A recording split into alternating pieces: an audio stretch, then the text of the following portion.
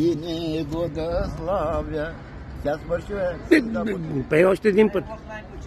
Дано да стана ангел и ангелски певец. Така, чеш малко на пече. Господа да служа. Българиен.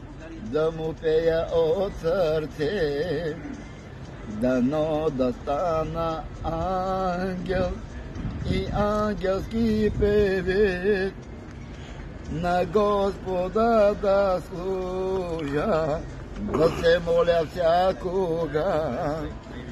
Дано да стана ангел и ангелски певец, от сърце да му служа на моя Исус Христос. Дано да стана ангел и ангелски певец, с Господа ще живея и нова песен ще му пея. Амин. Слава на Господа. Брате, Господа на благослови наистина. От това по-хубаво няма човек да повярва в възкръсналия цар Исус Христос, в най-добрия учител, в най-милостивия учител, в верния, който каза, че ако тебе майка и баща те остави, Господ каза, аз никак няма да те оставя и никак няма да ви забравя.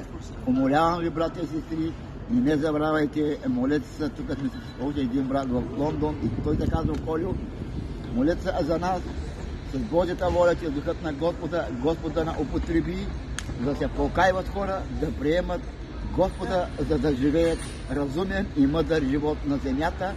И ние няма само на земята живеем, но Христос каза, аз съм ви подготвил място в моето царство. Нашия милостивия учител Исус Христос, той не е лъжец, той не се грешава, той говори истината и той не обича много. Такъв какъвто си, братко и сестро, Христос се обича. Не отстъпвай от Господа, защото наистина Словото Божие пише, че в усилните времена мнозина ще отстъпят от Господа, но ти, който искаш да живееш с Господа, ти, който искаш да бъдеш от победителите, ти, който искаш да бъдеш от разумните, покай се сега, братко и сестро, и върни се при Господа, и Господ ще ти благослови и ще ти помогне, ще те осияе, ще те омъдри и